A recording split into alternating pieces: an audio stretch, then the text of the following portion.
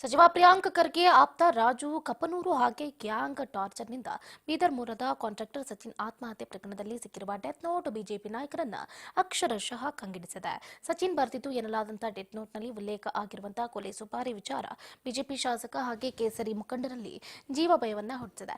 ಅದಕ್ಕಾಗಿ ಇವತ್ತು ದೂರು ದಾಖಲಿಸೋದಕ್ಕೆ ಕಲಬುರಗಿ ಸ್ಟೇಷನ್ ಬಜಾರ್ಗೆ ಹೋಗಿದ್ದ ಬಿಜೆಪಿ ನಾಯಕರ ಮತ್ತು ಖಾಕಿ ಮಧ್ಯೆ ವಾಕ್ಸಮರ ನಡೆದಿದ್ದು ಠಾಣೆಯಲ್ಲಿ ಡ್ರಾಮಾನೇ ನಡೆದಿದೆ.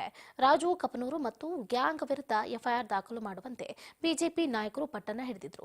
ಆದರೆ ಸ್ಟೇಷನ್ ಬಜಾರ್ ಠಾಣಾ ಪೊಲೀಸರು ದೂರು ಪಡೆಯದೇ ಇದ್ದಾಗ ಬಿಜೆಪಿ ಮುಖಂಡರು ಮತ್ತು ಪೊಲೀಸರ ಮಧ್ಯೆ ವಾಗ್ವಾದ ನಡೆದಿದೆ.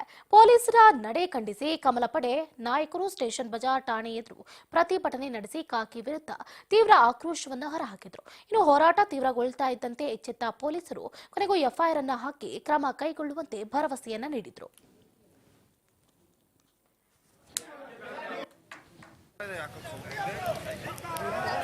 जरा सर ना मुंदर होता जरा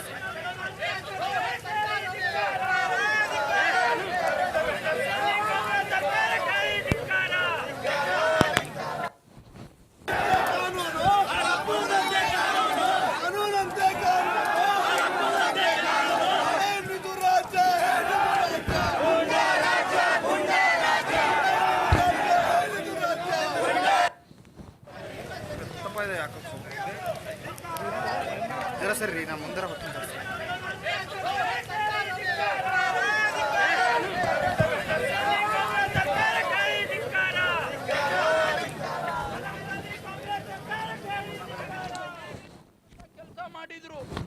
ನಾವು ಹೋದ ತಕ್ಷಣ ಎಫ್ಐಆರ್ ಮಾಡ್ತೀನಿ ಅಂದ್ರು. ಸ್ವಲ್ಪ ಹೊತ್ತಾದ್ಮೇಲೆ ಯಾರ್ಯಾರ ಜೊತೆಗೋ ಫೋನ್ ನಲ್ಲಿ ಮಾತಾಡ್ಬಿಟ್ಟು ಆಮೇಲೆ ಹೇಳಿದ್ರು ನಾವು ಕೇಸ್ ತಗೊಳಕ್ ಆಗೋದಿಲ್ಲ, ಜಡ್ಜ್ ಅನುಮತಿ ಪಡೆದು ನಾವು ಕೇಸ್ ತಗೊಳ್ತೀನಿ ಅಂದ್ರು. ಆಯ್ತು, ಅದಕ್ಕೂ ನಾವು ಒಪ್ಪಿಗೆ ಕೊಟ್ಟಿವಿ. ಜಡ್ಜ್ ಹತ್ರ ಕರ್ಕೊಂಡು ಹೋಗ್ತೀನಿ ಅಂದ್ರು. ಮತ್ತೆ ನಮಗೆ 2 ಗಂಟೆ ಅಲ್ಲೇ ಕೂಡ್ಸಿದ್ರು. ಯಾವುದೇ ನೀರು ಕೊಡ್ಲಿಲ್ಲ, ಚಹಾ ಕೊಡ್ಲಿಲ್ಲ. ನಾವ್ ಹೇಳಿದ್ವಿ ನಮ್ಮ ಅನೇಕ ಜನ ಮುಖಂಡರಿಗೆ ಶುಗರ್ ಪೇಷಂಟ್ ಇದ್ದಾರೆ ಅಂತ ಹೇಳಿದ್ರು ಕೂಡ ಪೊಲೀಸರು ಯಾವುದೇ ನಿರ್ದಾಕ್ಷಿಣ್ಯ ಇಲ್ಲದೆ ಅಪರಾಧಿಗಳ ರೀತಿನಲ್ಲಿ ನಮ್ಮೆಲ್ಲ ನಾಯಕರನ್ನ 3-4 ಗಂಟೆಗಳ ಕಾಲ ಸ್ಟೇಷನ್ ಬಜಾರ್ ಪೊಲೀಸ್ ಸ್ಟೇಷನ್ ನಲ್ಲಿ ಕೂಡಿ ಹಾಕ್ತಕ್ಕಂತ ಕೆಲಸ ಮಾಡಿದ್ರು. ಇದು ಯಾವ ಕಾನೂನು? ಇದು ಅಂಬೇಡ್ಕರ್ ಅವರ ಸಂವಿಧಾನದ ಪ್ರಕಾರ ನಡ್ಕೊಳ್ತಾ ಇಲ್ಲ. ಇವರು ಮಾತೆತ್ತಿದ್ರೆ ಅಂಬೇಡ್ಕರ್ ಬಗ್ಗೆ ಮಾತಾಡ್ತಕ್ಕಂಥವ್ರಿಗೆ ನಾನು ಪ್ರಶ್ನೆ ಮಾಡ್ತೇನೆ, ಪ್ರಿಯಾಂಕಾ ಖರ್ಗೆ ಅವರೇ, ನೀವು ಇದೇನಾ ನಿಮ್ಮ ಲಾ ಅಂಡ್ ಆರ್ಡರ್? ಕಲಬುರಗಿನಲ್ಲಿ ಜನ ಭಯಭೀತರಾಗಿದ್ದಾರೆ. ಶಾಸಕರು, ಪ್ರಮುಖರು, ಮಠಾಧೀಶರನ್ನೇ